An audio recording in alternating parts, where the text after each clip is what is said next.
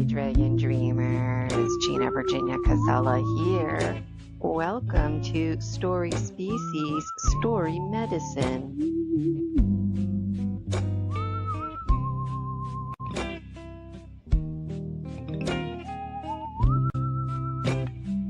When we share our stories, we give and receive medicine.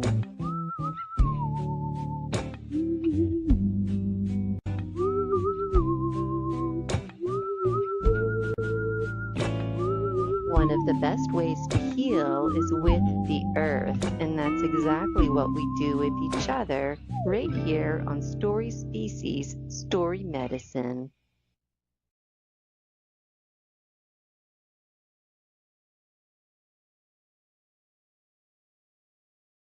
Ready to take your medicine?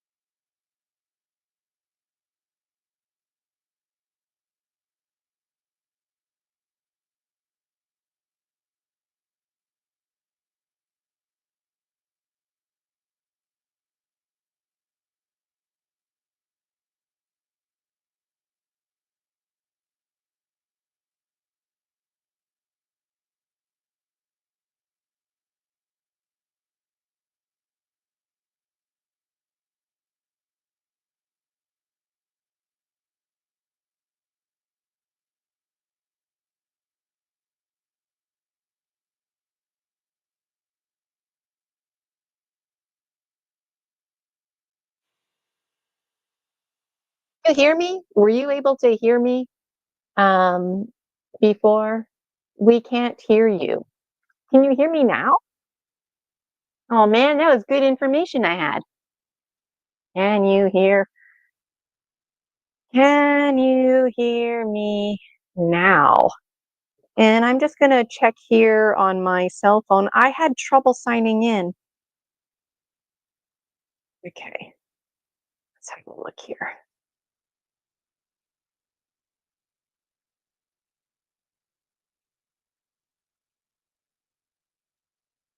Okay, you can hear me. Okay, good, because there's a little bit of a delay on my phone here.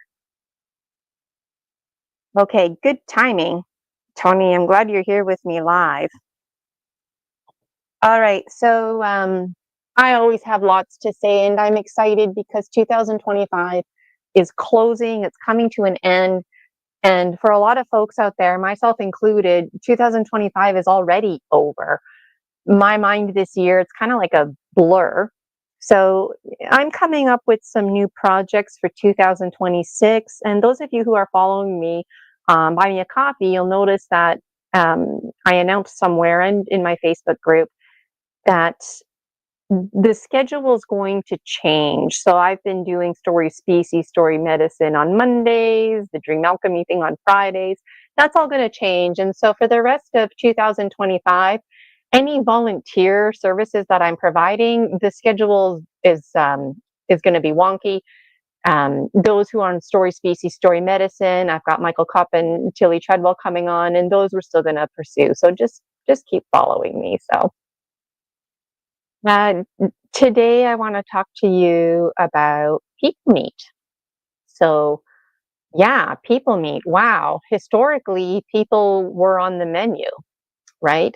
And I remember when I was in high school and even when I was, in elementary school, but in high school, we took ancient Egyptian content really seriously. And we're like, how did the ancient Egyptians build the pyramids and those kind of conversations? And one theory that we came up with is that they used animal skins. And this wasn't, something that we thought of. It was a theory that was presented using fibers from the earth, like trees, plants. But where are trees and plants growing in this like desert barren place, right?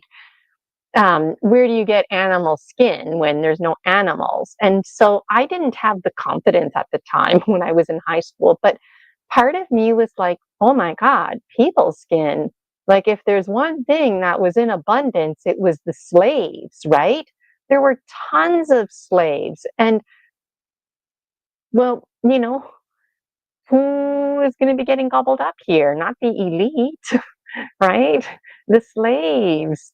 If there was an elite who was, the people, prized and didn't like them, then yeah, in that situation, they would eat the person. But like, we have a history as humanity of consuming each other and using each other's bodies for things like tools and clothing and rope and just anything that you would make with any um, animal. So in my dream life, because everything that I say is based on my real life and real dreams, all half remembered, half misunderstood, and I feel excited and also bizarre and just a real need to share my stories because you know what? Like, I never connected with psychics before. It's just been the last few years.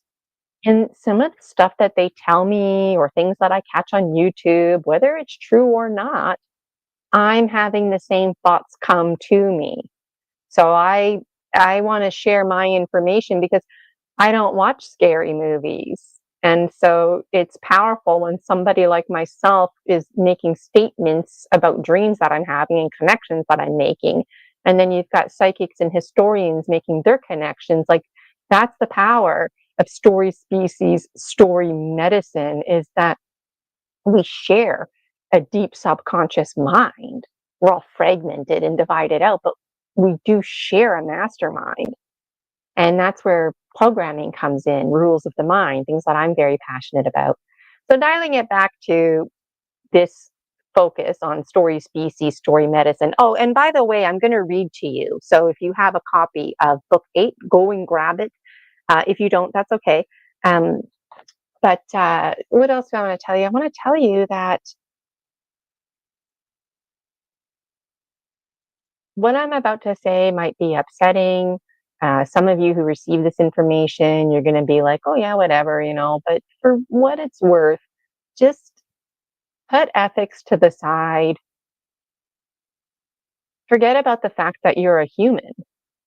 Like a rabbit and a bear could never meet together in the forest to have a conversation about sustainability and how the ecosystem's going, right? But imagine a bear and a rabbit could zip off their skin suits so the rabbit in particular doesn't have to worry about getting gobbled up by the bear, and just imagine that they could meet as spirits and have a conversation.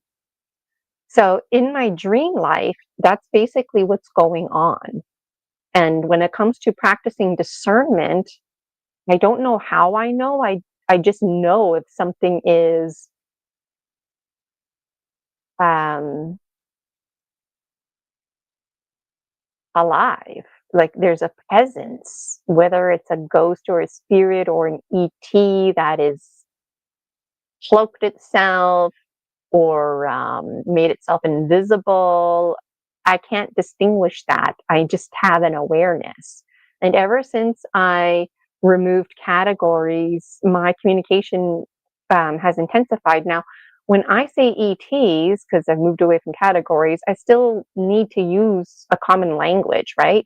So don't get hung up on categories and don't be afraid to alchemize categories, because in truth, we're the ETs, folks.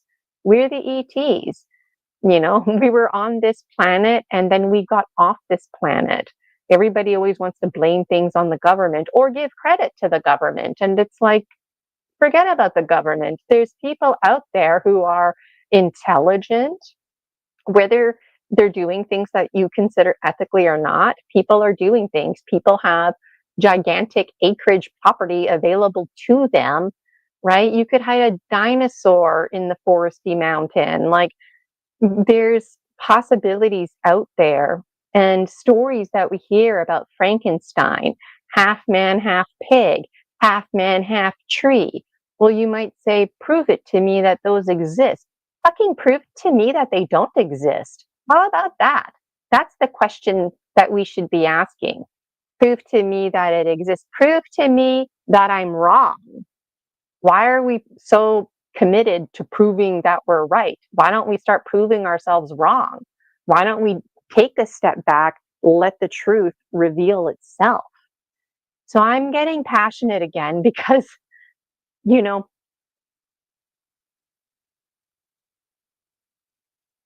what is an ET, right? Even parts of our planet, the elementals, the earth, the air, the fire, the water. Can we categorize fire as an ET? I mean, once upon a time, the only fire available to us was lava, molten rock, and that's assuming you live near a volcano, right? Or lightning from the sky.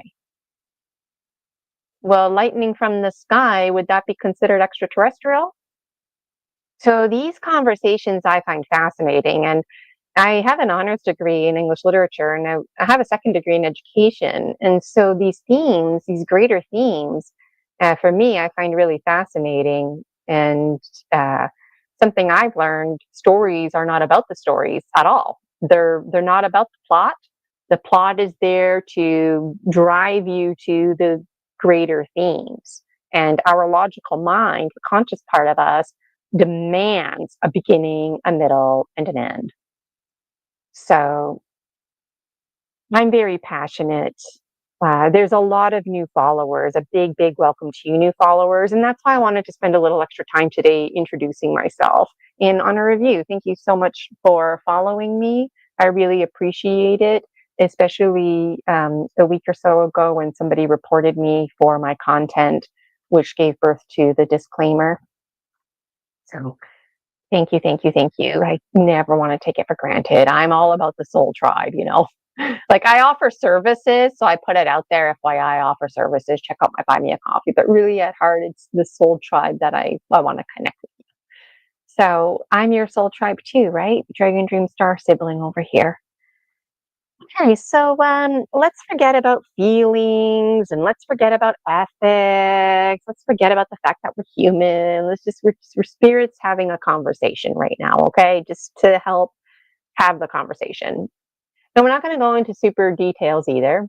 But here's the thing: there's ETs visiting this planet.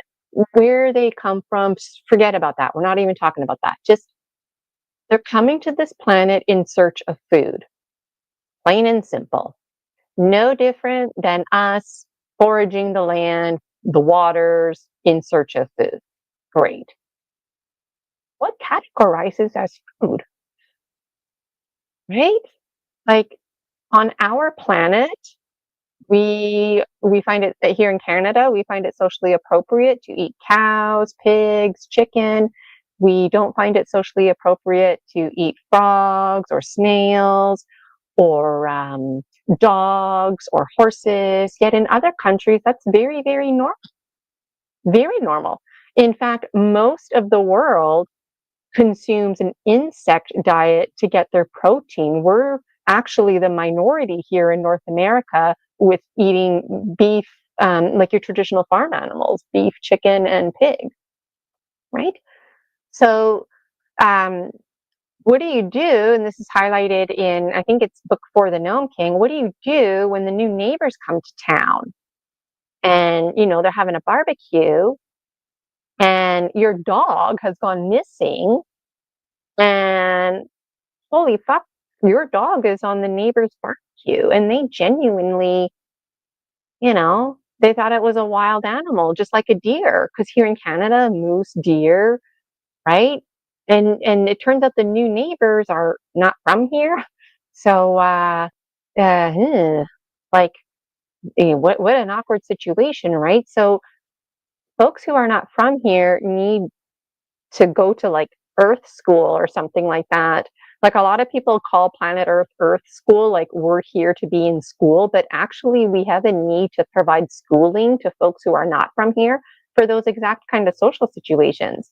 You might have somebody who they don't believe in suffering, do not believe in suffering, right? So predator mentality, yeah, there's always going to be those predators in nature that are like waging war. And that's a separate conversation. Why are they like that? Arguably, all of us were abused as a species, and that's where that's rooted in that behavior. But what do you do when you have, ET neighbor folk as your neighbors and you didn't know they were ETs and, you're trying to get along with them and you start talking about the lady down the street who basically is dying and she's been dying for the last 20 years and there's like scarcity with food and basically the quality of this lady's life is not good, and so the neighbors recommend killing her, euthanizing her. And it turns out that she's dying of cancer, she's in a lot of pain, and you talk to her about euthanizing, like maybe she didn't know that, and then she agrees to go forward, and then now she's dead by her own free will and choosing. And so you think, okay, like she's no longer suffering, this is a good thing. But then what about when the neighbors suggest to put her on the barbecue? She's deceased, right? She's a decent piece of meat. Well, because ethically we don't eat people here. Socially we don't do that, right? We complain about food shortages a lot. How many deer do we see on the side of the road? I drove from Canada all the way to Florida. I couldn't believe how much deer I saw on the side of the road. How many people in the States, in particular, along that highway that I drove, the interstate highway, how many people are hungry for food and how many people with their cars bonk, hit a deer, the deer's dead.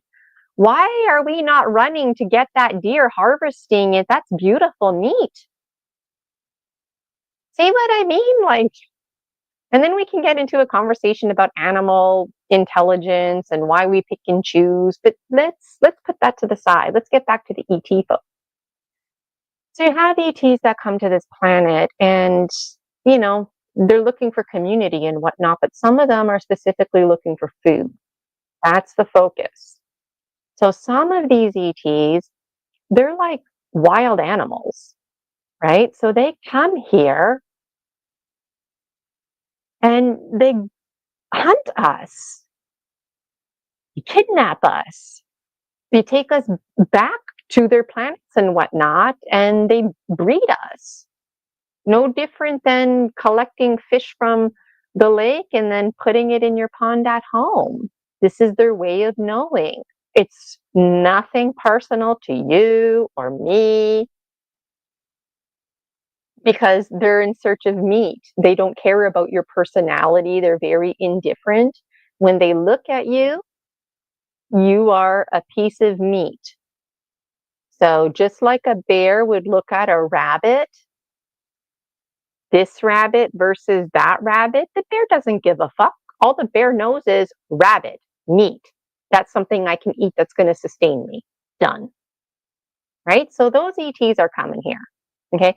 Then we have ETs who they come here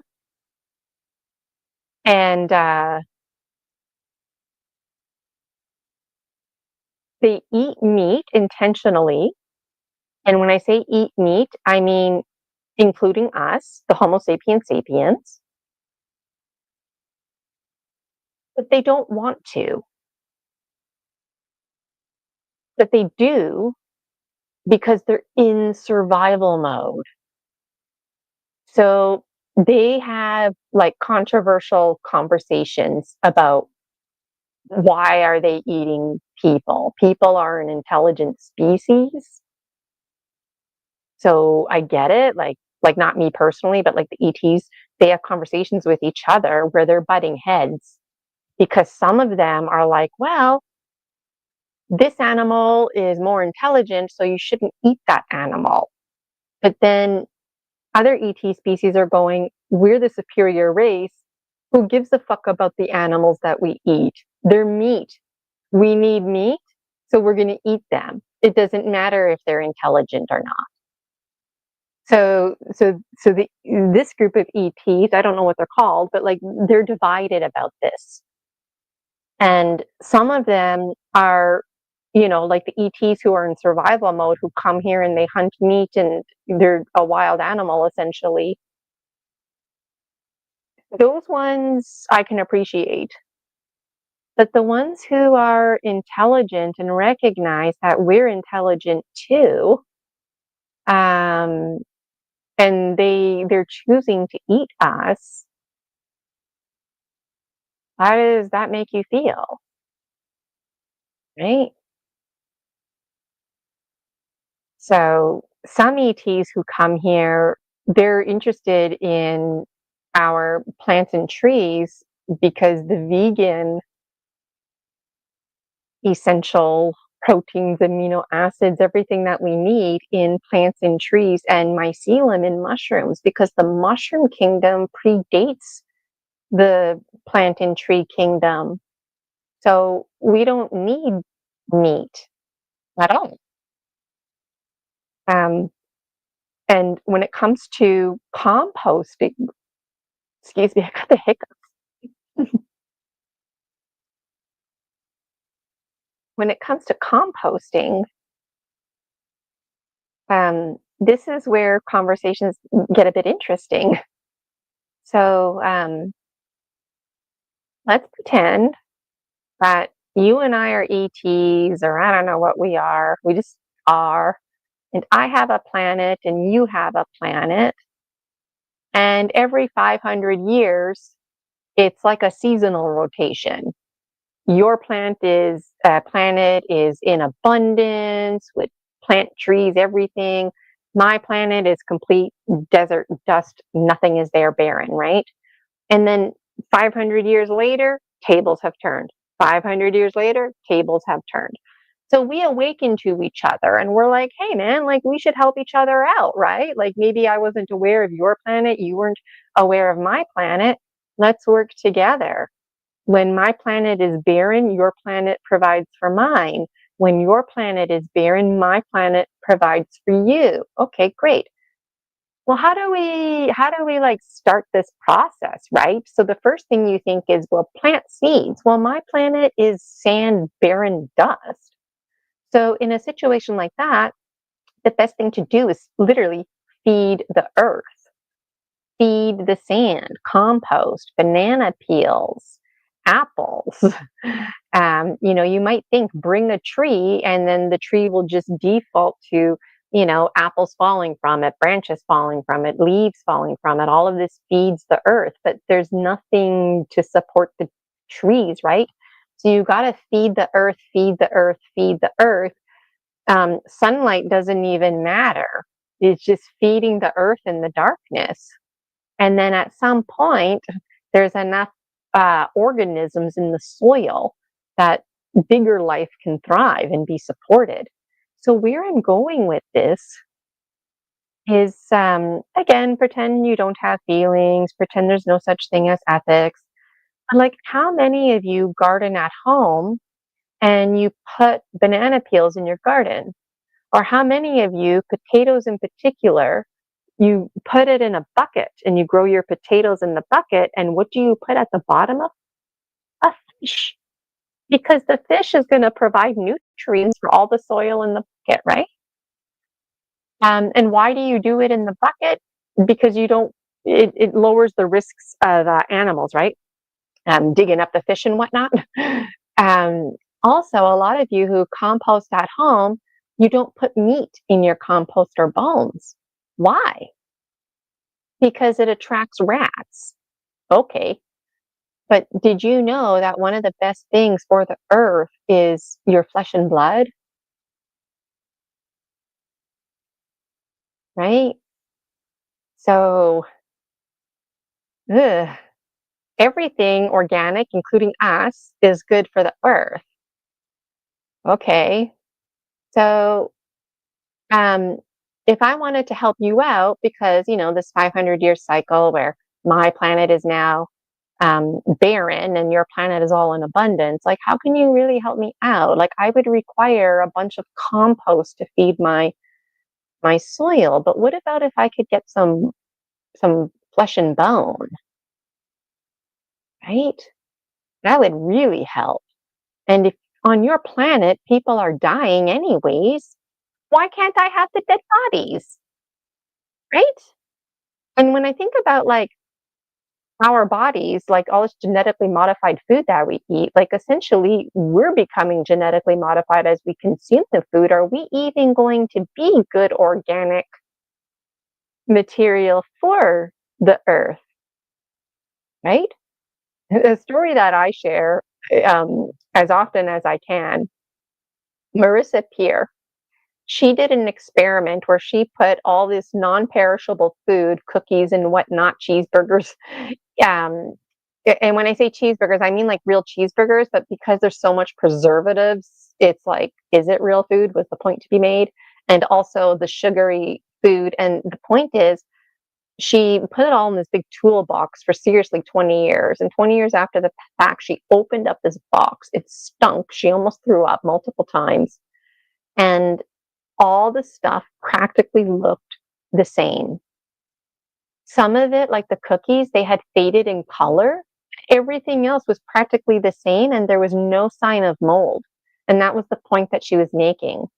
Because if she was promoting weight loss and healthy lifestyle, but I'm applying her example to my scenario here because she made a powerful point, and that's bacteria is absent. And that's why the food didn't break down. So if bacteria was there, then the food would have molded and it would have been like, gross and whatnot. But in a positive way, it would have been breaking down because the bacteria, right? But it wasn't breaking down. Some of it was, and that's why it was, it stunk and whatnot, because there were some natural organic ingredients, but most of it was not. So the point she was making was that bacteria eat shit, right? Bacteria eat shit. And bacteria were not eating the things inside of her toolbox. And that just hit me because it just hit me because I never thought about it before, but it also hit me because when I think about the ET agenda and these kind of yeah, how helpful Like if we feed the earth, the bacteria, essentially organic, wholesome material and things like shit, that means bacteria is happy and can thrive. That means the soil will thrive. But if we feed bacteria inorganic material and sugar and things that don't break down and plastic, well, then bacteria is not going to eat that. And if bacteria isn't eating that, then bacteria and the whole cycle that come with them, breaking down the food, composting, rejuvenation, none of that's going to happen. Bacteria are going to say, fuck you, I'm out of here. I'm bacteria. I eat shit and I'm not eating that. Wow. Wow. Like think about it. You're eating that and bacteria is not. Wow. Wow. So like these are the things that go through my mind, right? So let's get back to like blood and bones, okay? So let's say you and I are talking and you're like really committed to helping my planet and you're like, Gina, we're not sending dead bodies to your planet and that's final. And I'm like, darn, I was really hoping for those dead bodies. So now I'm trying to convince you to bring alive bodies. Alive bodies, maybe I've got a little area that actually I've grown some plants and trees, and since you won't give me any dead bodies, I'm wondering if you're open to some of the Homo sapiens sapien folk coming over here. But I have limited resources, and so I'm interested in women in particular. I don't even want men. I want women. Why? Because women bleed for days and they don't die. Women, when they have childbearing years, and when those years are over, it's not over. They actually keep bleeding. And eventually they go through menopause, and then finally they don't bleed anymore. But even though they're not bleeding anymore, if they're on my planet, then they're going to die on my planet, and their body becomes a gift to feed the earth.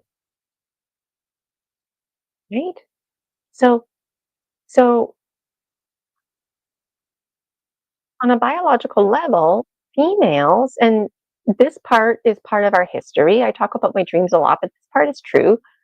Females back in the day, and not that long ago, and still today, folks who are on the traditional side, they'll go out to the garden and they'll sit in the soil and menstruate. They don't just go anywhere and do this. They go to the garden because the soil loves the blood. And in the wintertime, in anticipation for spring, people are starting their indoor gardening, right? Women, this is in history, put their menstrual blood on the seeds because the seeds, they love the blood. The blood provides nourishment.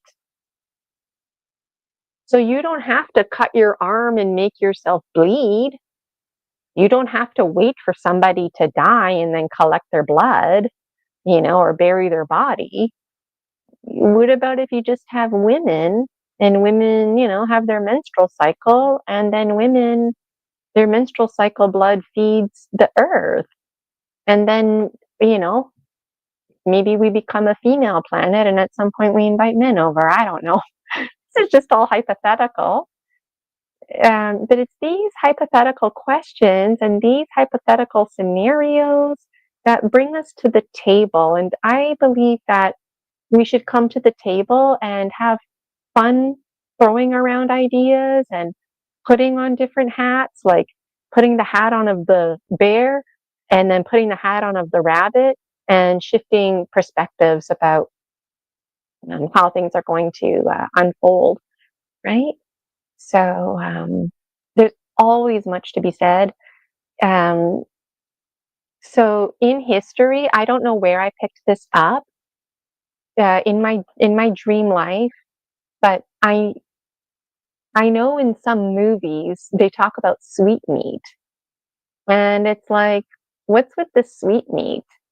And a long time ago, like back in my childhood, I made a connection, and I didn't have the confidence to talk about it, and I didn't feel comfortable talking about it because people already didn't believe me about angels coming through my wall when I was 7 years old. So, um, there's, I'm just brain farting it out here. There's lots to be said. There's lots to be said. Um, and what I would like to do is actually read to you from book 8. Um, because instead of like explaining it, I thought I would just read it. So I'm going to read to you from book 8, written by yours truly, Gina Virginia Casella, and it's called Scary Dreams. But before I do that, why don't we just take a little break? I'll play my little promo video so you know how to book private with me. It's, I think, like 2 or 3 minutes long. If you need to go to the bathroom, go grab a drink of water. And if you have scary dreams with you, I'm going to start reading from page 31. I'm not going to read all of it, but I want to read it. And um, I would like to transform the Dragon Dreams book series into a movie series. I'd like to kick it off with book 8. So I'm going to be sharing, focusing on book 8 for the next little bit with Story Species, Story Medicine. And I did post on Buy Me a Coffee that I'm looking for folks to collaborate with. So if you have movie animation experience, please reach out. Let's do this, right? So here's a little commercial for you, and I'll be right in progress.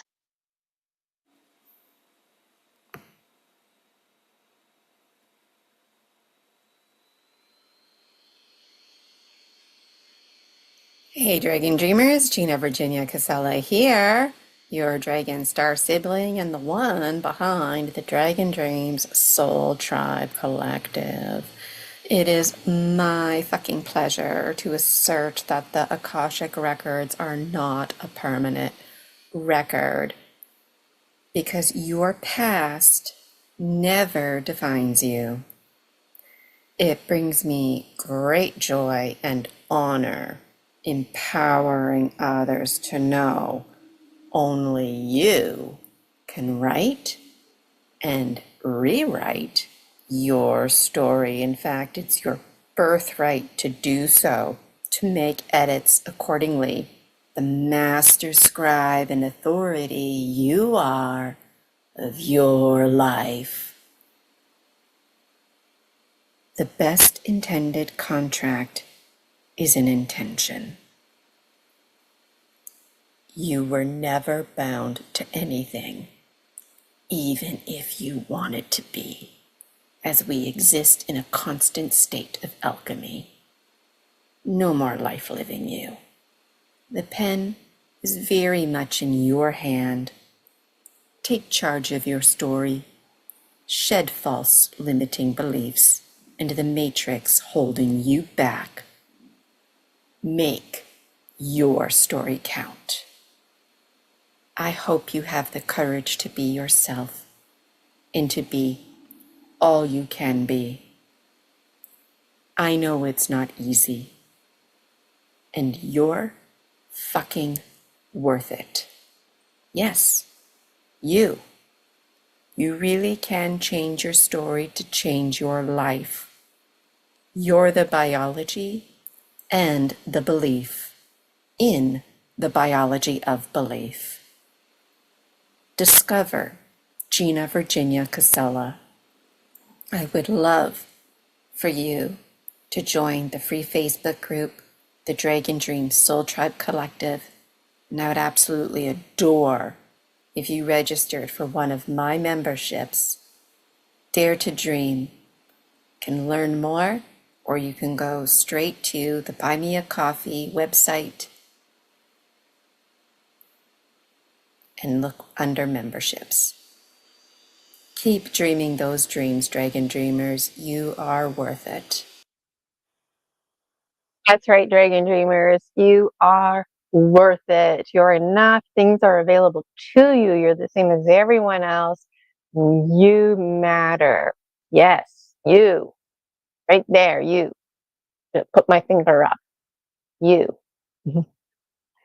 You matter. You're important. People wait their whole fucking lives to hear stuff like that. It's true.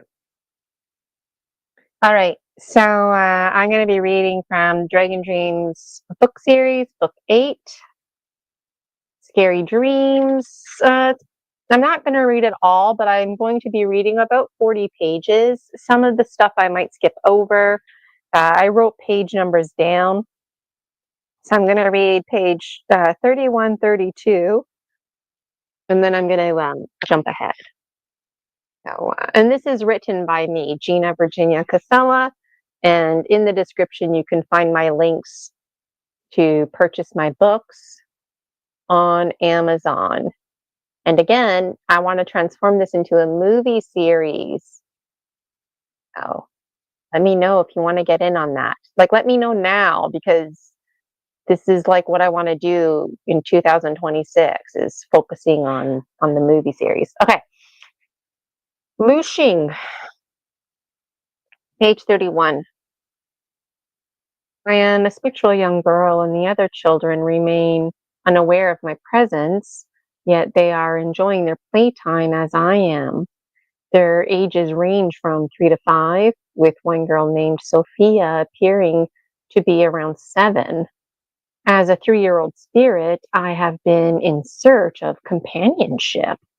I typically play with the chipmunks and similar creatures. However, I have somehow found myself in this realm, and I have developed a fondness for these children. My ghostly nature leaves me indifferent to the concept of time, yet I comprehend the cycles of day and night. Although I do not witness the sunrise or sunset in my dream, I possess an awareness that these children are biological beings.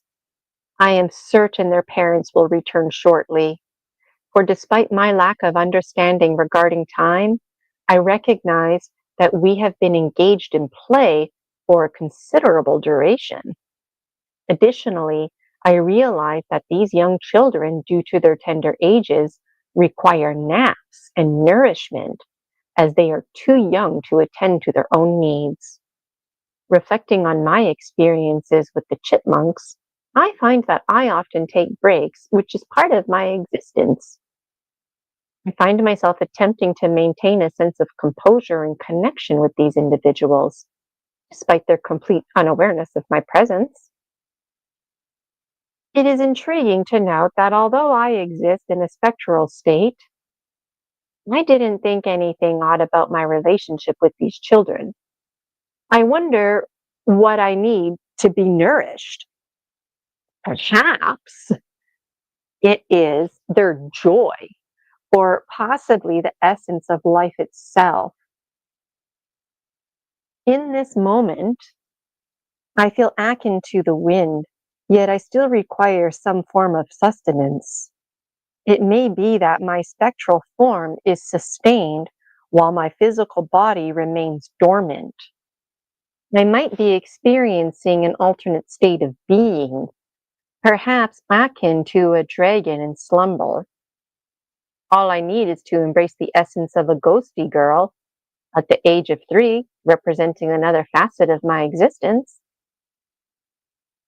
Am I a Loosher? Am I a Loosher in this sense?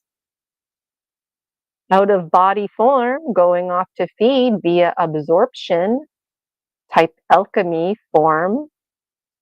The world around me is where I'm feasting.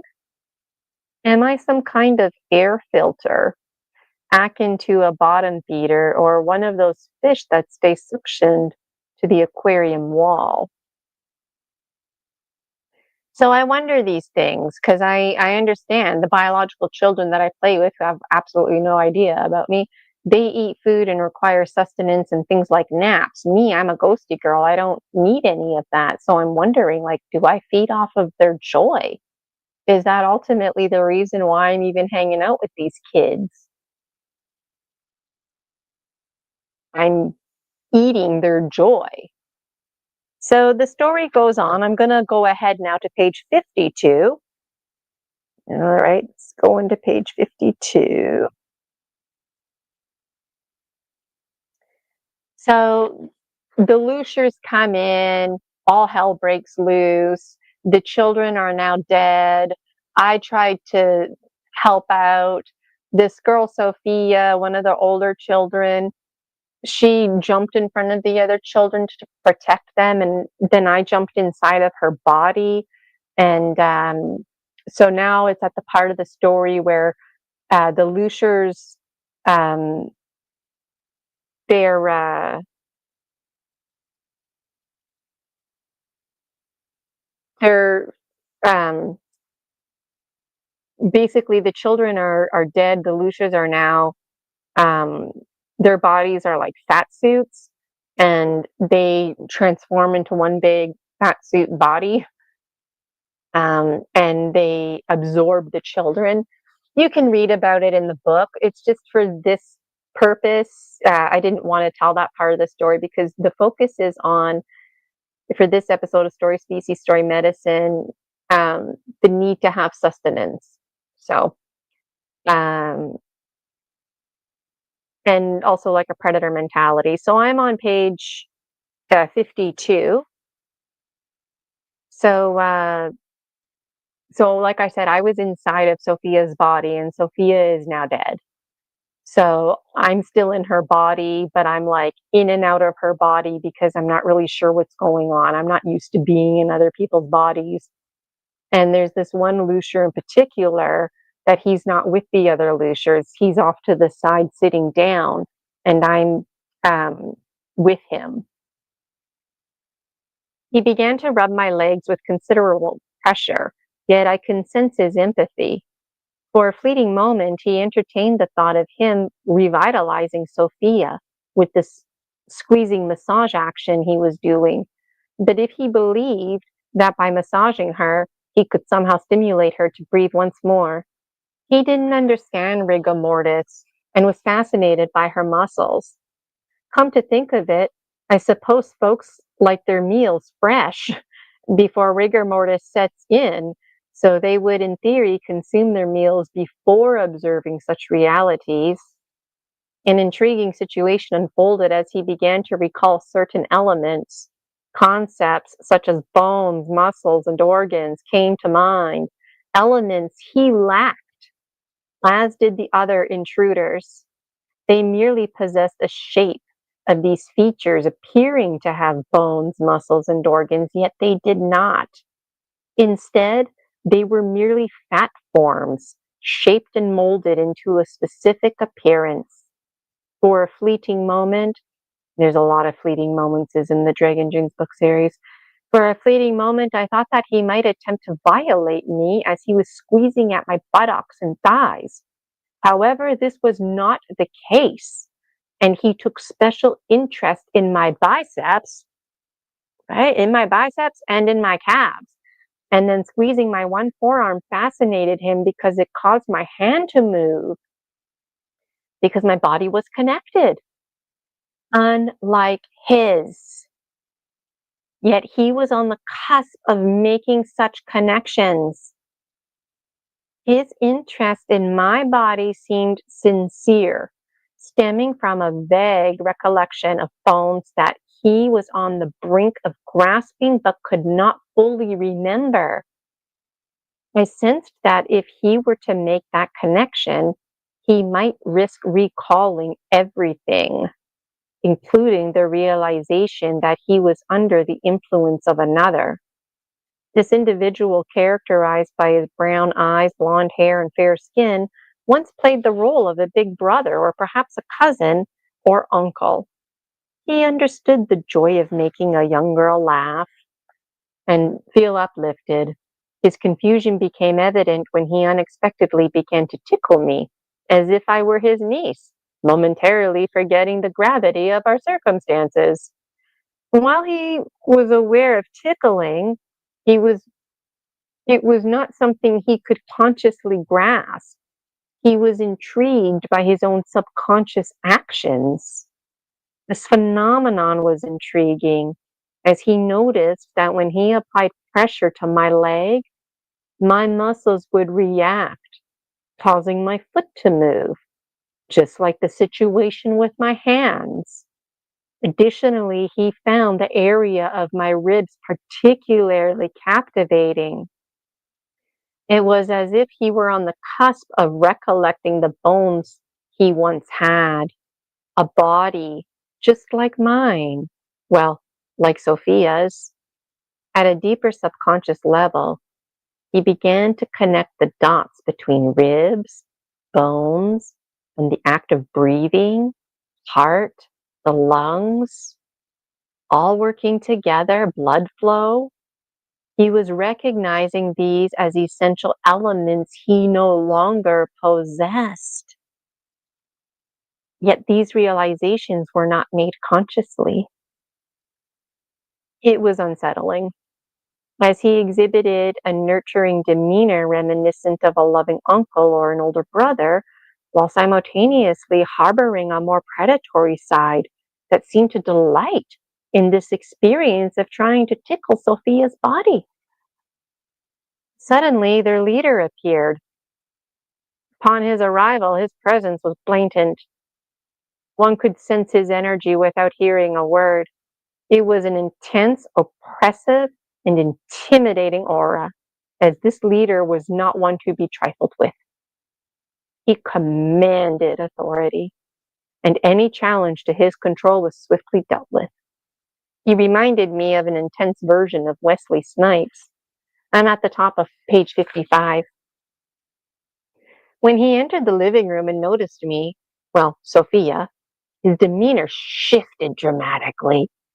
He began to ridicule the individual with blonde hair, blue eyes, and fair skin, suggesting that he was overly emotional and concerned about my well-being. Other intruders joined in the mockery.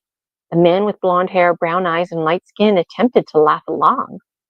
The leader and the other intruders not only mocked him, but also asserted that he did not belong with them, emphasizing that if he truly were one of them, he would be with them. I guess Sophia needed to be a certain deadness to be added, so that's also why there was a delay, and he was explaining this. It's hard to keep track of it all. Sophia's body at this point was officially declared deceased. Some individuals required the body to be officially recognized as deceased. Although Sophia had not yet been included in this context, she would be now. He was advocating for himself. That is why he was on the chair away from the others. He was truly left with no alternative but to join the others or face death. My recollection of the events was somewhat hazy, but I remember him rising from the chair from Sophia's body and with Sophia's body in his arms. The leader then unexpectedly struck him with a forceful backhand, causing him to collapse onto Sophia's lifeless body. While I observed the scene unfold, it was evident he was on the verge of tears, despite the fact that they had collectively taken the lives of Sophia and the others, children. I felt a deep sense of compassion for him. I'm at the top of 56. He did not deserve such a brutal treatment. Furthermore, I could sense the fear among the other intruders.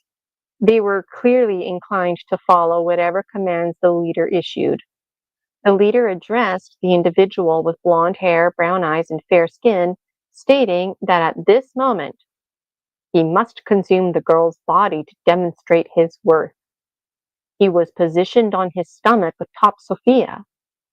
I anticipated that his body would begin to expand or exhibit some transformation to align with the others.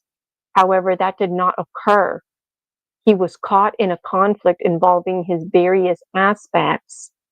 Additionally, he was grappling with the fact that a tooth of his had gained autonomy and was now exerting control over him.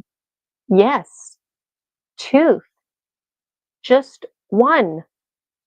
The experience was quite unsettling. As a spectral figure, I observed the scene unfold before me, positioned so closely that my face was mere inches from his. My attention was drawn to his chin, which lifted slightly, revealing signs of exhaustion, likely a result of having been struck. It appeared he may have been momentarily unconscious, and it was the tooth that was making him raise his chin up like that. In that moment, it seemed as if he lacked control over his entire body. It was as if an external force had taken command, with the tooth assuming the dominant role. It was the right fang tooth. The tooth exhibited an almost sentient quality, operating with a deliberate intent. His expression remained stoic, yet the corner of his lip twitched in a particular manner, a movement so isolated that it was remarkable, even robotic. No other facial muscles engaged, only that single lip rose. The tooth itself resembled a typical canine. It appeared almost mechanical, as if it possessed a mechanical pull, driven by a greed or hunger, precisely targeting the skin. The tooth seemed to be angry and like a shark hungry for blood. This entire sequence transpired in a fraction of a second. The tooth seemed to orchestrate the opening of the lip, prompting a movement and tilting of the head to go forward, leading to a sudden wide open mouth. The tooth elongated, and I found myself in an optimal position to observe this transformation. I was captivated by the tooth, which took on a form of a 3D dimensional triangular cylinder, becoming thinner as it extended. It had a flat appearance, yet it was not truly flat. This brought to mind the image of leeches, which possess slender, delicate teeth. This tooth was like a needle tooth with its own autonomy. Suddenly, it felt as though the tooth had become a magnet to the skin. Upon breaching the surface, the tooth functioned like a straw siphoning Sophia's blood, but it was more than her blood. Like a spider, it seemed the tooth administered a chemical like a spider to transform the insides of their prey into a milkshake. And that's what the tooth did as it began to consume Sophia's milkshake insides. It embedded itself deeper into her neck, relentlessly drawing more. And I watched this. I was right there. And I watched Sophia's body deflate. Just like that. Like it was scary, dehydrated looking. I didn't mean to look. I didn't want to look. And neither did the intruder with the blonde hair, brown eyes, and fair skin. The individual involved, if you will, attempted to free himself but found it impossible. Each effort only caused the tooth to penetrate further into Sophia. Eventually, it seemed as though the tooth had satisfied its thirst, having drained a significant amount of her body. In that moment, the man's striking brown eyes transformed, resembling those of a typical possessed being, with large, dark pupils and a hint of redness. He appeared unwell, as if suffering from liver failure, with a yellowish hue to his eyes and complexion. Yet his eyes grew larger and darker, suggesting a state of euphoria, as if he were intoxicated from the milkshake he had consumed. There was a bit of a struggle, and it's like the tooth finally let go, and he stood up. And although I cannot recall his exact words, he expressed celebration in his voice, something akin to feeling invigorated and satisfied, suggesting a return to their previous activities. And this milkshake made him much stronger, yet this great strength would fade.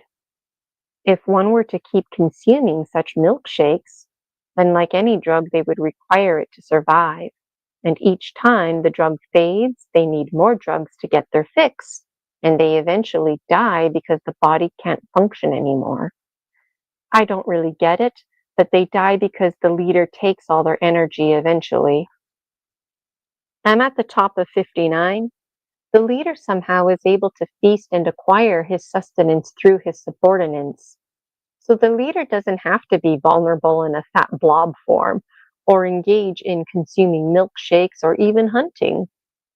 He used to do these things, but now he's a leader and others hunt for him and provide for him in this way, if you will. The strength of the leader is indeed alarming. It is unsettling to consider the the quantity of milkshakes he has consumed or the excessive energy he has absorbed to sustain his vitality.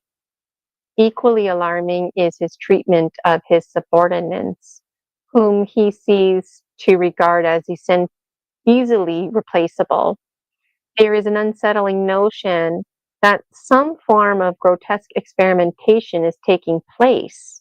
What is particularly troubling is the apparent lack of understanding among them, including their leader, regarding the true nature of the human body, especially its internal workings and connections. This ignorance is intriguing, especially given their reliance on milkshake consumption and energy absorption. It seems they have never considered the possibility of examining a human being. This leads to deeper inquiry. What constitutes a human? What does it mean to be a biological Homo sapiens sapien? It appears to be a relic of the past, a mere whisper of what once was. Their comprehension seems limited to simplistic forms akin to cookie cutter shapes. It is perplexing to ponder how beings with such a narrow perspective could grasp the complexities of anatomy, much like a spider would struggle to understand bones and organs through its own simplistic methods. These individuals seem to exist in a reality where they are oblivious to the fact that the cookie cutter shapes surrounding them are in fact biological entities with intricate structures, the very attributes they seem to desire. So I made a note here to stop reading at page 60, and now I'm going to go to just the bottom of 62.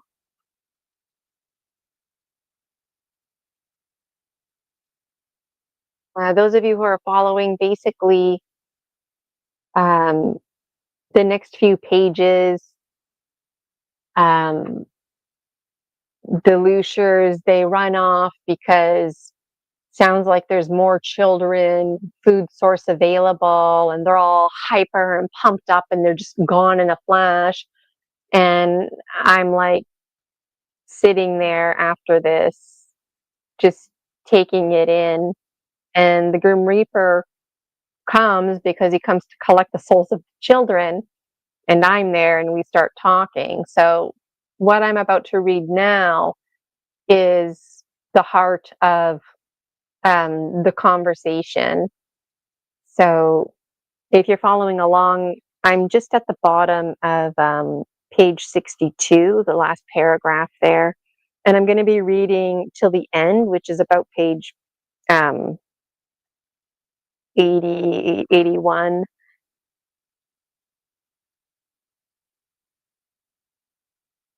After this dream, I referred to these individuals as vampire-like beings. However, throughout the fall of 2024, I encountered the term looshing. That's Rosie's tale. Guess she wants to catch the last of the chapter here.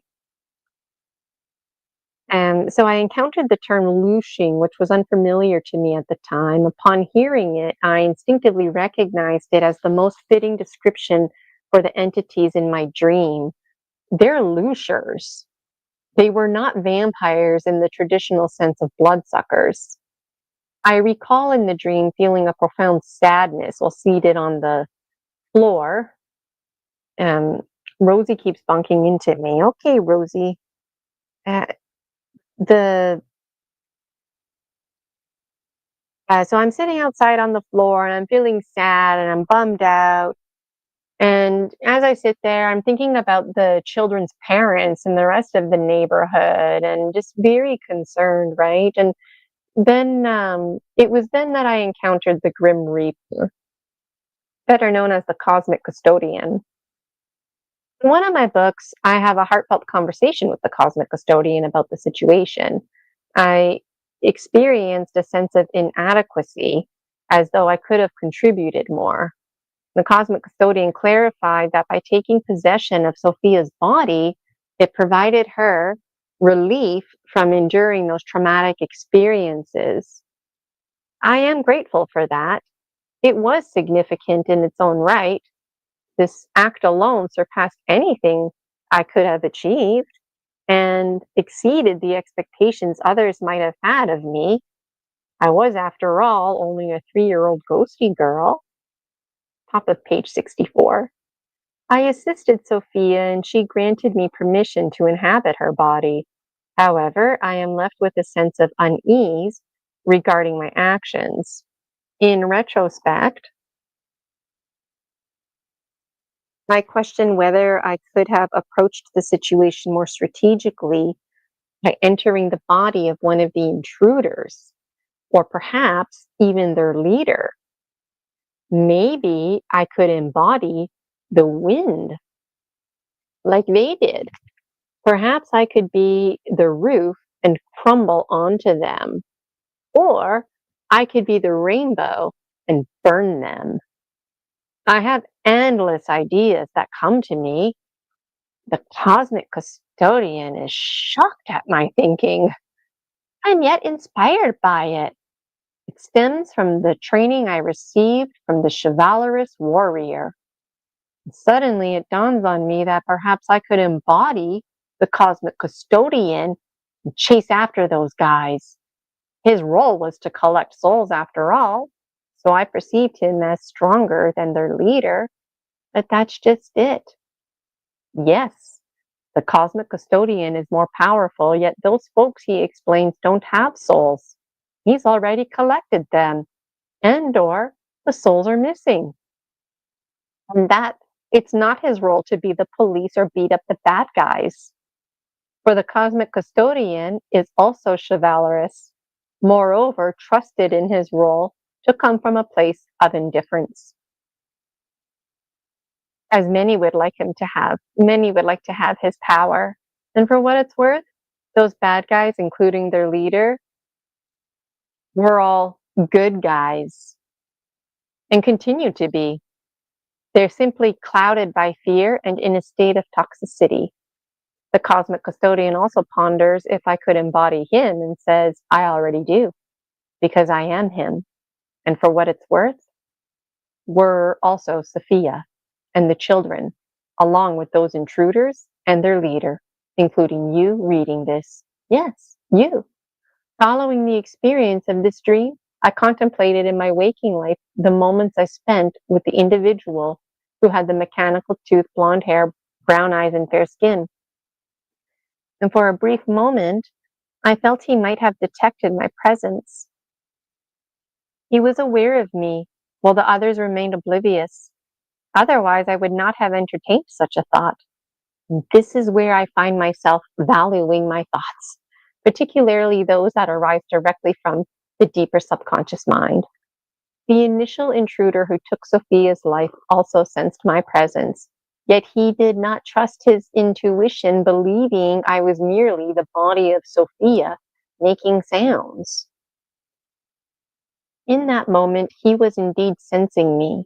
He nearly turned back, but remained focused on joining the others.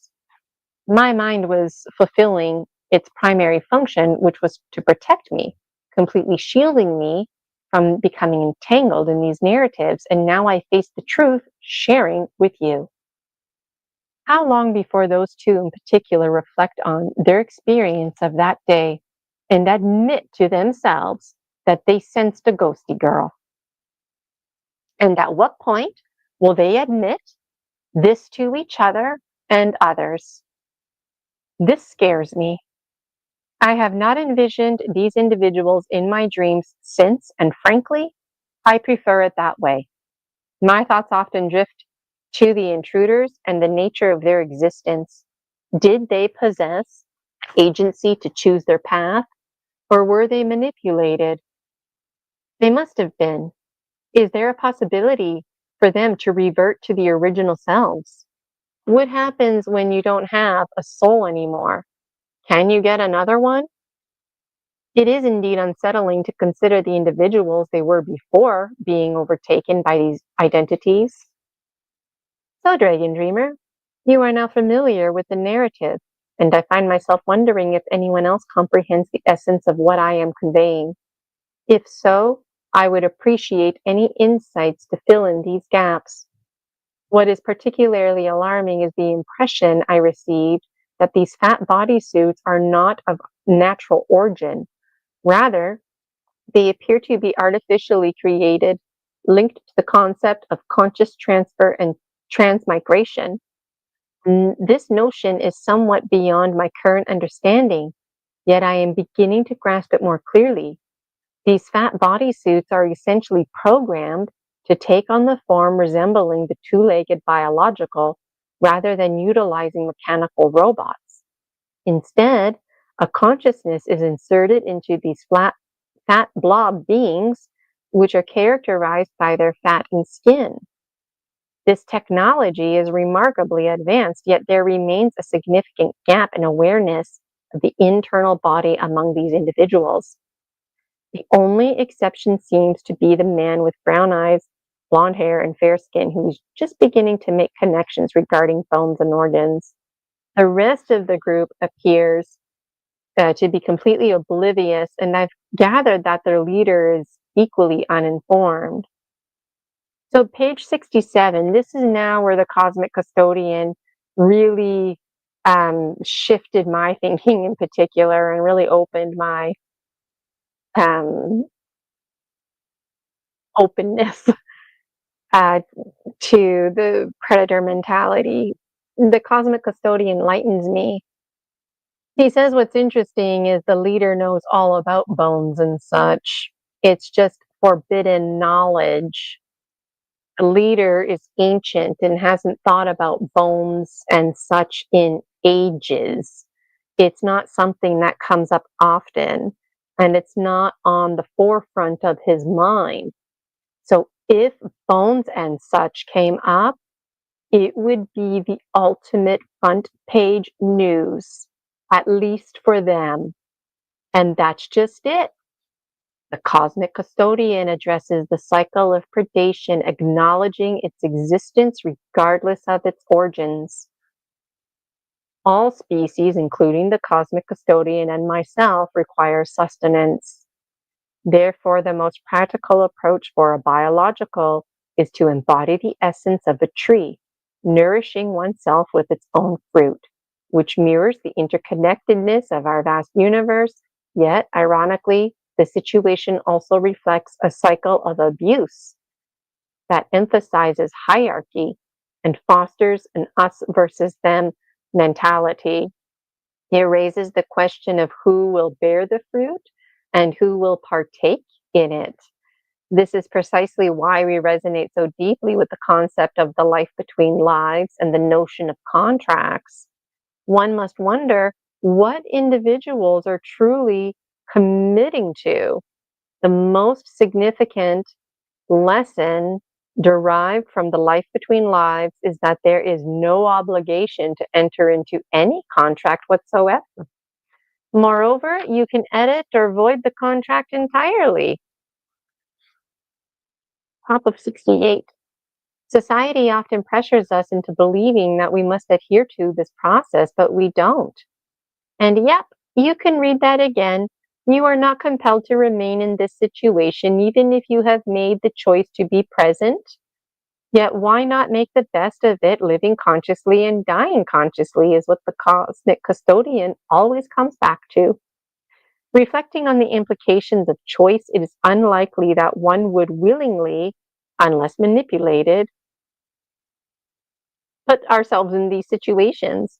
Furthermore, you may find yourself continuously swayed by your own mind, which seeks to shield you with various misleading and restrictive beliefs. The environment surrounding us is filled with elements that are not natural, and the consumption of flesh has never been considered normal. Many individuals have engaged in this practice for an extended period, leading them to perceive it as customary. This reality is indeed quite alarming. Sophia and the children can be perceived as ripe fruit, available for the picking. However, the troubling aspect lies in the fact that these fruits are sentient, autonomous entities raising significant ethical considerations across all universes. The Looshers, I have to admit, were quick to kill the children, with the exception of me being trained. But even my training, as bizarre as it was, I wasn't suffering from it. In fact, I enjoyed it. So the part that I skipped over, and I've read it before the one guy killed me, he was very confused and whatnot. He was like trying to kill me, but also simultaneously training me to protect myself. And it was kind of freaky at first, but then I found like myself really enjoying this process. Like somehow he, um, put time on pause, suspended time, and we were in some other dimension, um, enjoying each other's company. And I aspire in my dream life to be like him. So the Grim Reaper and I were having a moment where it's like, you know what, the predators, even though they're predators, um, they weren't causing the children to suffer, right? And it was important that the children were deceased before they started consuming them. So, like the cosmic custodian, also known as the Grim Reaper, is helping me make these connections. Furthermore, in the distant past, our existence did not involve eating in the conventional sense. We absorbed nutrients through our skin and eliminated waste in a similar manner. Those were the times when we existed as simple microorganisms, as described by the cosmic custodian. The cosmic custodian and I engaged in a discussion regarding the implications of veganism and the boundaries of its definition. We explore the question of who has the authority to establish the criteria for what it means to be vegan. I was previously unaware, but he clarifies that certain plant species are deemed inedible due to sacred beliefs that are somewhat beyond my comprehension. It appears that these plants fall into the category akin to flesh. Additionally, I learned that some individuals restrict their diets to have a very limited selection of plants, believing that consuming or harvesting them constitutes as an act of abuse. For instance, they hold the view that fallen apples should remain on the ground for the tree's own sustenance, and thus, even in dire hunger, they refrain from eating the fruit. Historically, even when we absorb sustenance through our skin, we were still engaging in a form of exploitation of our environment, and the environment exploiting us. Was it symbiotic or was it exploitation? Where's the reciprocity? The us versus them mentality at heart as an internal conflict. As we began to question and challenge ourselves, we had a disharmony with our own aspects. We started to pick and choose the parts of ourselves that we liked, yet we needed to like and accept all the parts of ourselves. This caused disharmony between the genetics and the epigenetics, our inner world and our outer world, the 5% conscious mind and the 95% conscious mind. At a certain point, we engage in a discussion regarding symbiotic relationships. It can be contended that these two individual species, both whom exhibit abusive behaviors, have chosen to collaborate in pursuit of a harmonious existence. This was us back in the day. This is commendable as their interdependence alleviates their individual struggles. Moreover, it represents various communities linking up to get in on this harmony. However, one must question whether this symbiotic relationship effectively categorizes them as participants in a bullying buddy system. It is important to acknowledge that I gained significant insight from this contemplation, even experiencing a sense of disgust towards myself for deriving my own sustenance from joyful energy. If this energy is indeed joyful, should I refrain from partaking in it to allow others to benefit? Furthermore, who determines the allocation of this joyful energy? And who are the others in question? There is no difference than me placing myself in a joyful environment and absorbing energy than someone else picking an apple or putting their hand on your chest like a wraith to consume your energetic vitality, or a bear taking down a deer. I can appreciate the us versus them mentality, especially when children are involved, and this is all part of the cycle of abuse. Yet this mentality only seems to be a thing of intelligent species, where ignorance really is a bliss. And something that I forgot to mention earlier, I think I started talking about it, but when I started Story Species, Story Medicine today, I talked about sweet meat. But secret code language, sweet meat is code language for human meat. And the sweeter the meat, the younger the human. So it's just like, you know, red meat, beef, cow. If you want it to taste different, then you can try veal. Well, what is veal? Veal is baby cow. So instead of saying like baby people, they would just emphasize that the meat was sweet, and the sweeter it was, the younger the child, the younger the baby, even a fetus, like a pregnant mother, her body and the fetus being meat. And so as I'm reading Looshing in the Dragon Dreams book series, book 8, Scary Dreams, these are the connections that I make. And I'm wondering, what connections are you making? So I'm at the top of page 71. The Cosmic Custodian and I engage in a discussion about the vast garden to which we all belong. Essentially, in this garden, symbolizing our surrounding world, views us favorably. It will cater to our needs, as we are fundamentally the harvest that the garden reaps, all part of the greater alchemical process to which we are connected. So, like, the earth provides for us, but then someday when we die, assuming we're not cremated and we're buried, our blood, flesh, bones, that feeds the earth. Like, we are good food for the earth. And I'm noticing my technology keeps pausing. I feel like I keep having like hiccups or like I need to burp. I'm going to see this as a compliment to keep sharing and moving forward. So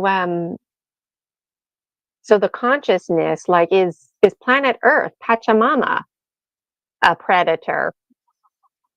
Is Pachamama a vampire? You know, Pachamama, the ultimate farmer, providing us with food, providing us with housing. All we have to do is live our lives, and then when we die, we feed Pachamama.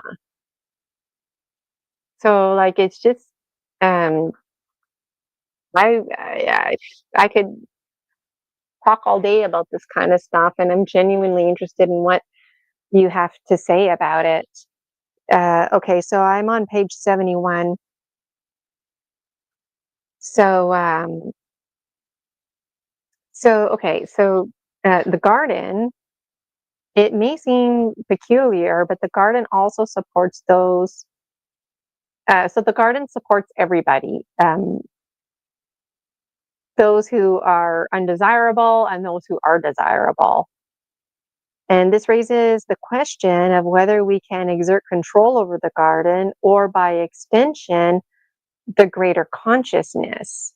So the idea is, if you can get the garden to like you, then, like, if the garden doesn't really like me because I keep, like, destroying it, but the garden really likes you because it's noticing that, you walk by, you smell the flowers, and by doing so, you're like a pollinator spreading things. The garden starts off indifferent to us, but, like, if we both walk by the same garden all the time, and all I do is, like, abuse it, and you're, like, enjoying the flowers, well, you know what's going to happen?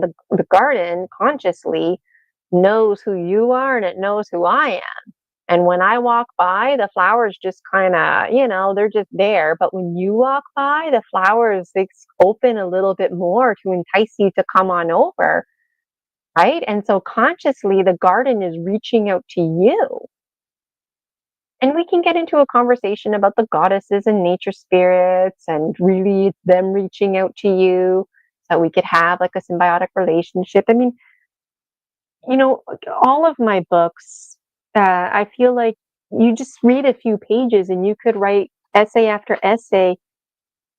Um, okay, so alternatively, garden may be in a state of self-destruction, which could explain the chaos we observe.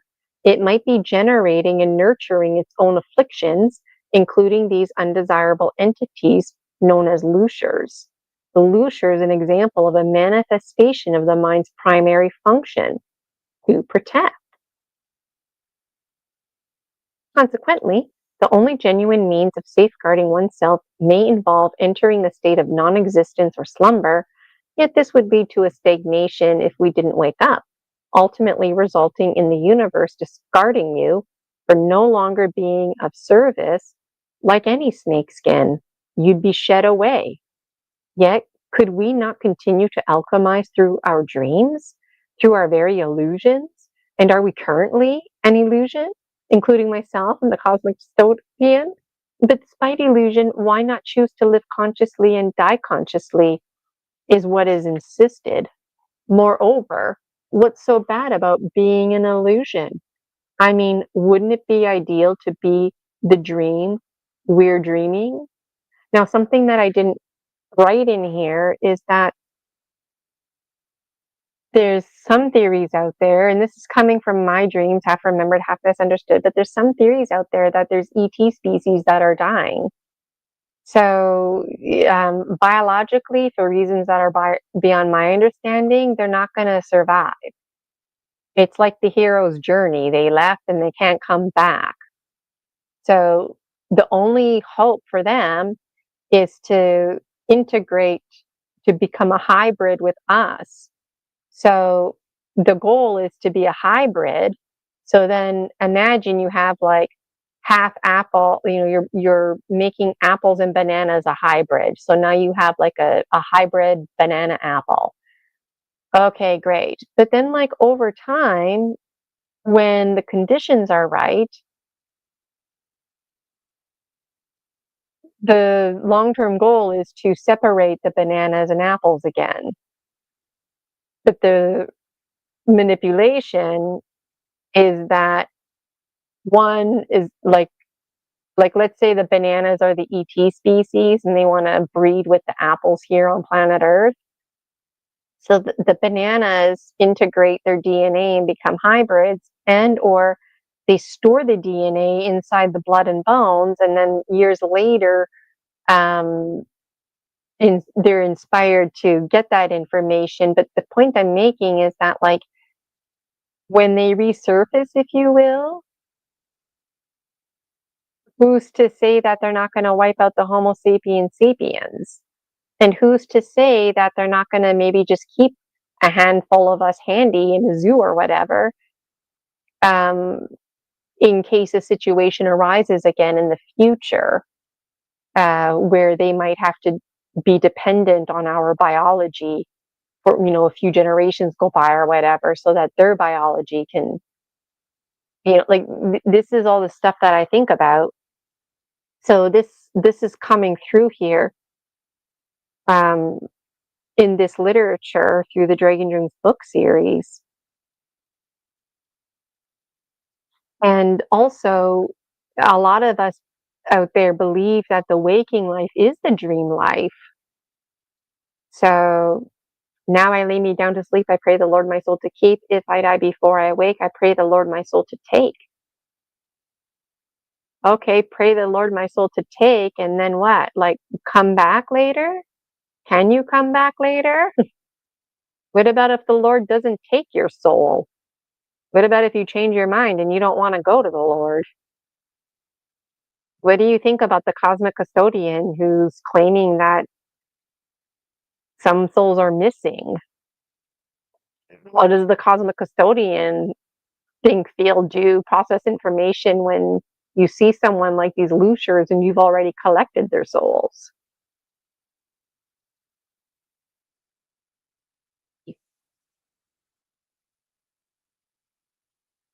So there's about 10 more pages left. I'll just zip through them.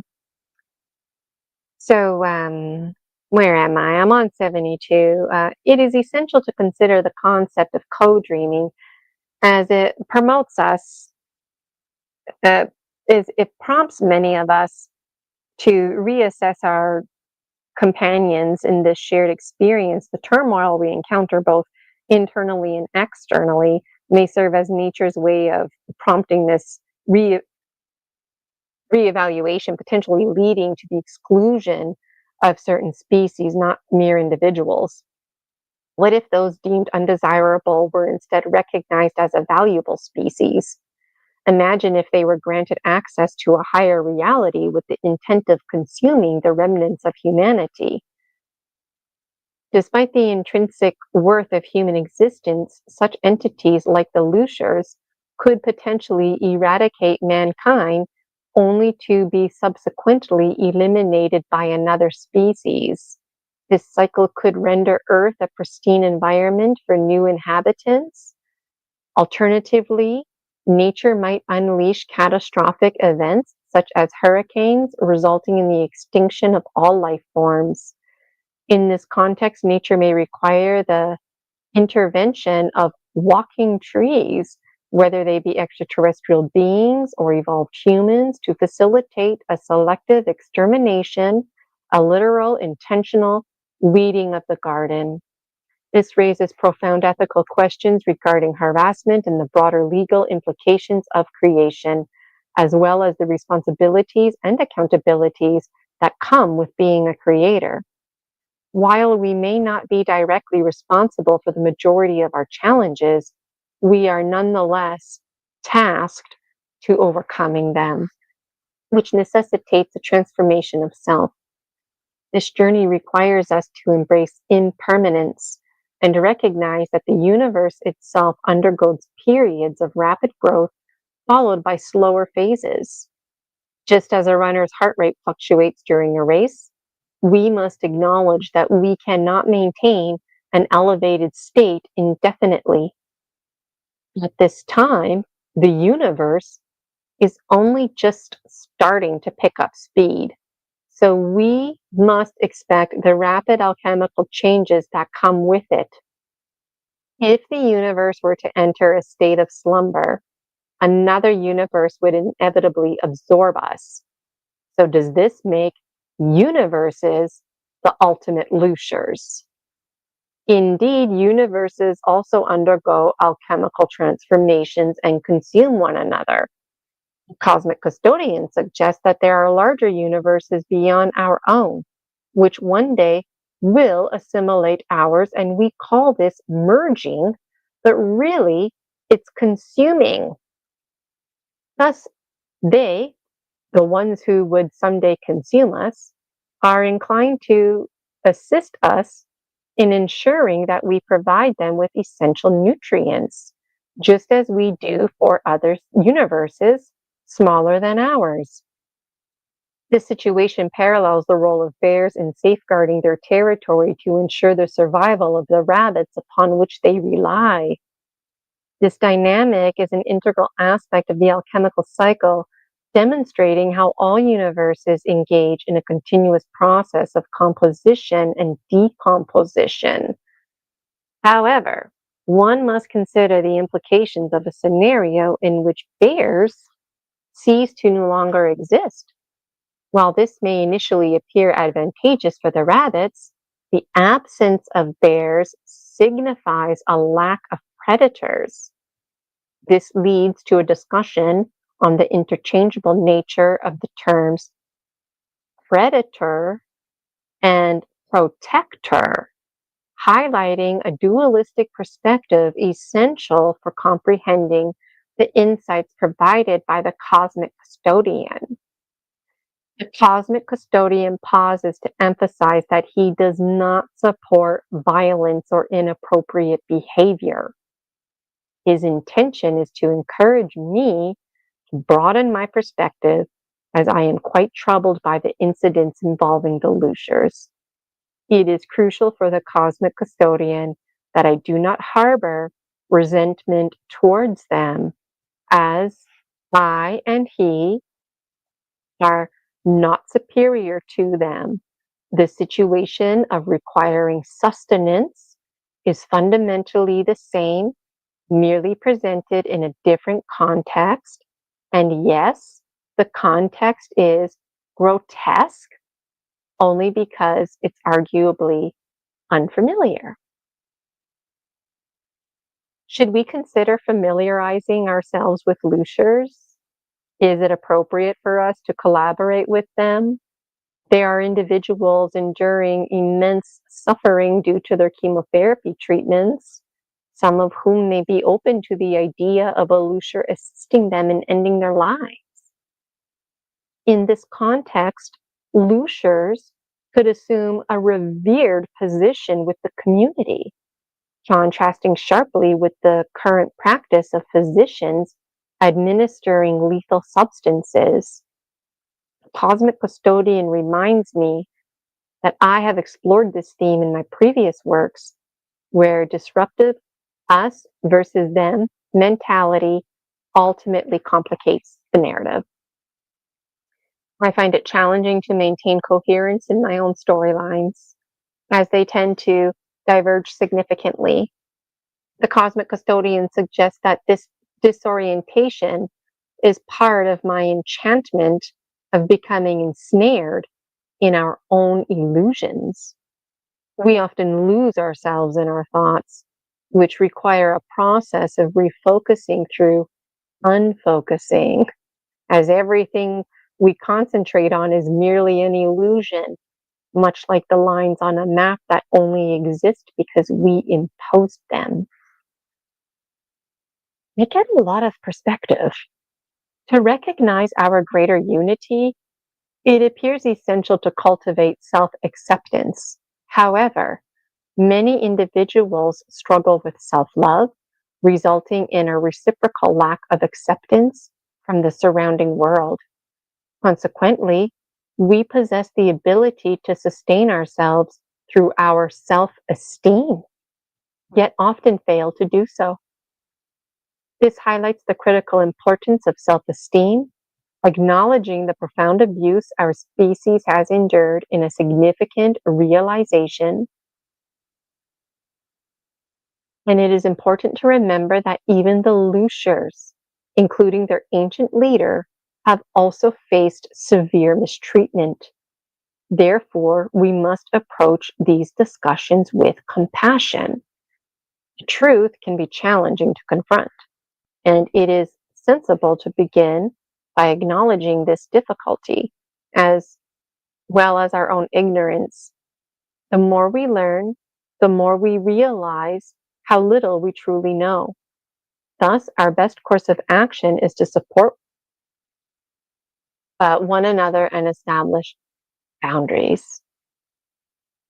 Is it indeed unjust for the Looshers that they find themselves within Sophia's reality? And arguably, is it not equally unfair I am present there as well? Who am I to feed off of the children's joy? Am I taking away from another's presence who consumes joy? Was I joy hoarding? Furthermore, is it fair for the Looshers to remain unaware that Sophia's species holds the potential to greatly benefit and ultimately save the Loosher species? Would revealing this to the Looshers not be rooted in compassion? This raises questions about whether older species hold precedence over newer ones and who determines such hierarchies. I am truly impressed by the Cosmic Custodian's insights on these subjects, as he has evidently engaged in profound reflection and discussions with others. The role of the gatekeepers in the establishment of designated spaces is indeed essential. Furthermore, the topic of gatekeepers and boundaries is quite contentious, and the Cosmic Custodian reminds me that I have addressed this issue very well. And then this is where things get exciting now in me publishing. So what I'm about to say might sound conceited, I don't care, but it's in this book, book 5, it's reiterated that there's supposed to be a movie series, and that's also reiterated strongly in Sacred Phoenix Heart, that story species, story medicine coming together.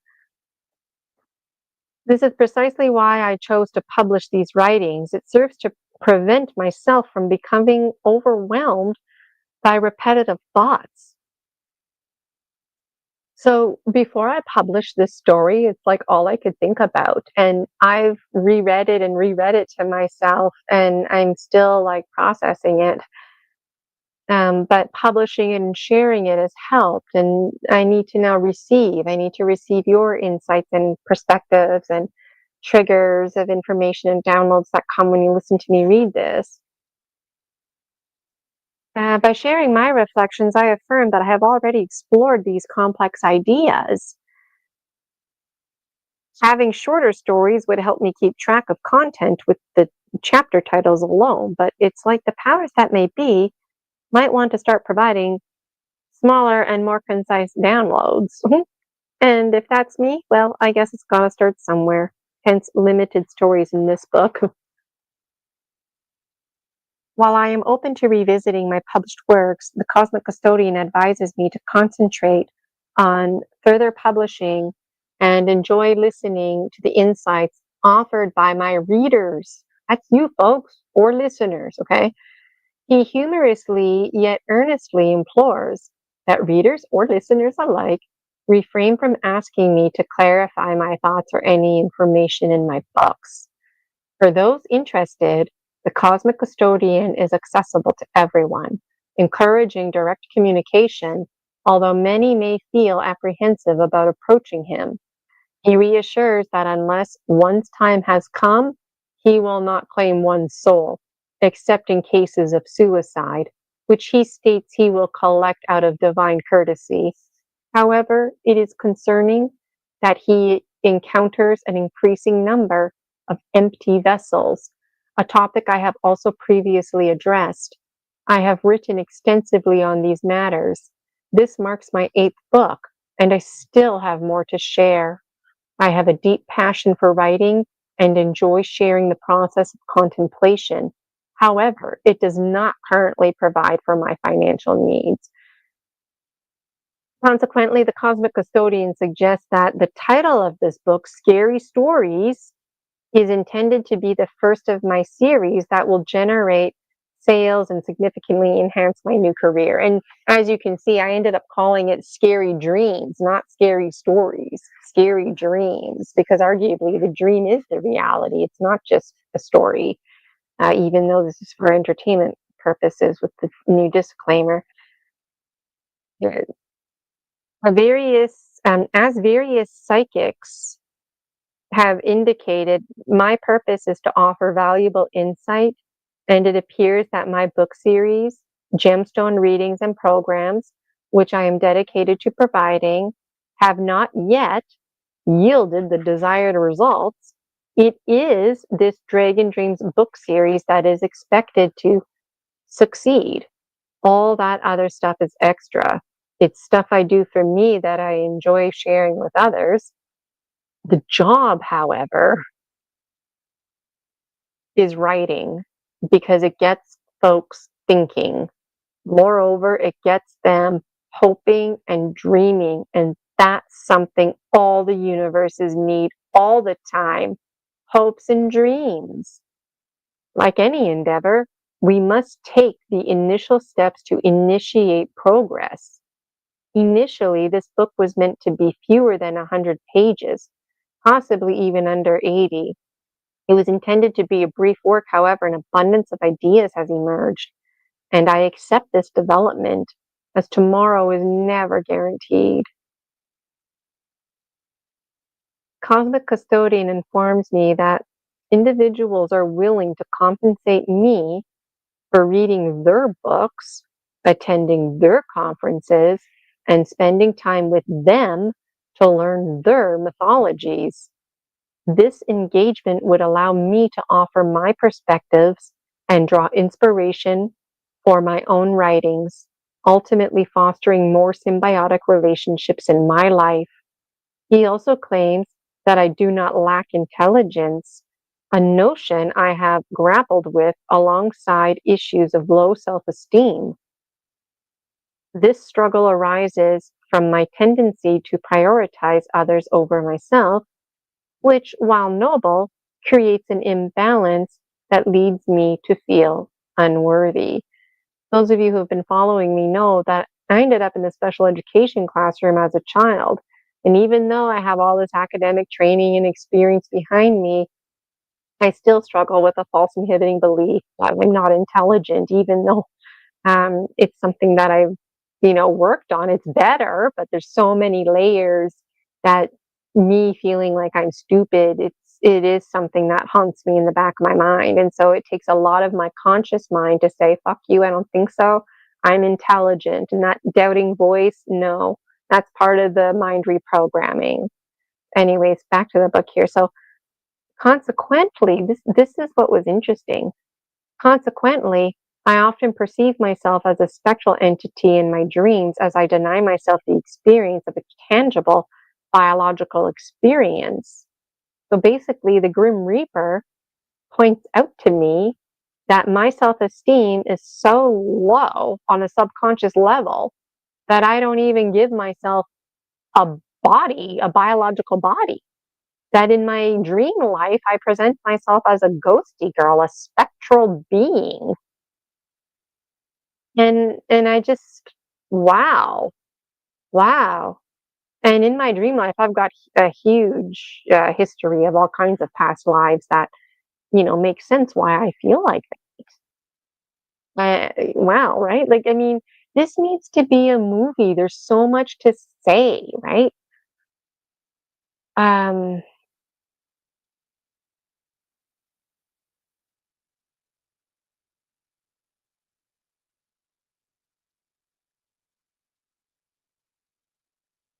so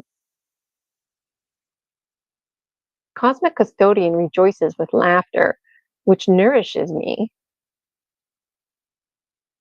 Um,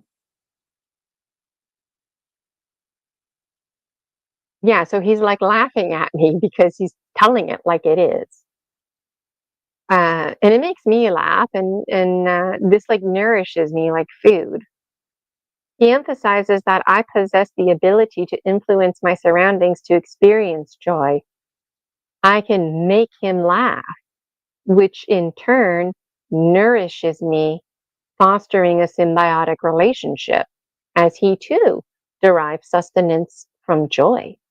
Initially, Death was imbued with joy, prompting him to seek out joyful narratives that encompass death.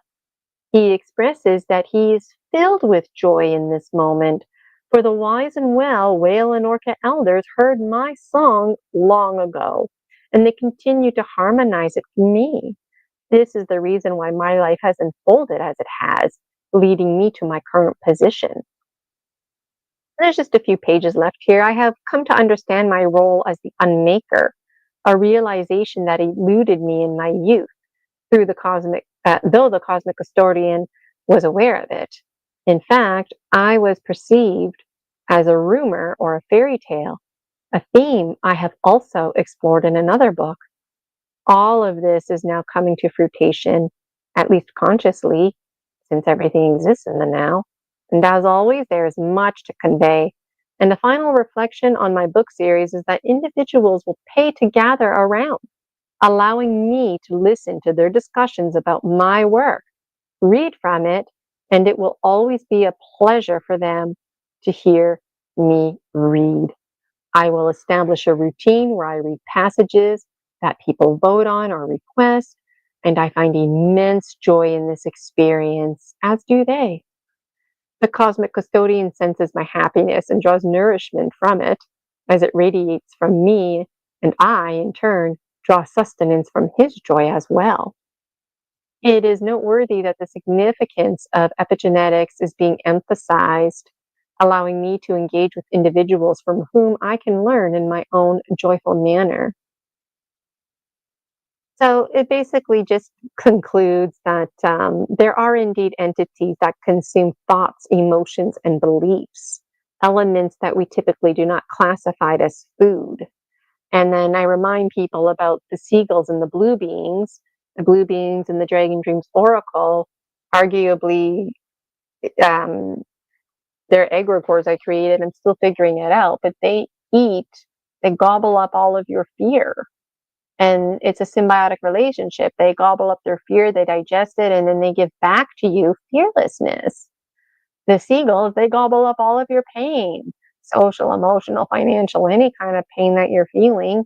And then, they process it and then they give it back to you and they give you back pain free. So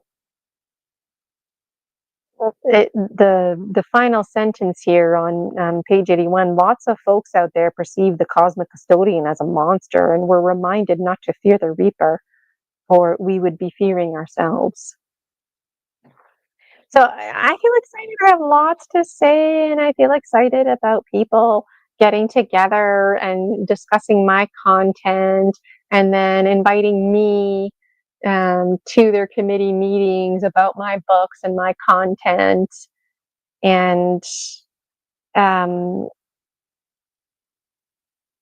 excited to transform this into a movie series. Something else I was thinking about was um, book one. There's at the end of the book, there's stories about like me meeting Manus and the goddesses, and I feel like parts of book one and book 8 would be a really great place to start for the movie series. Oh. I always have so much to say.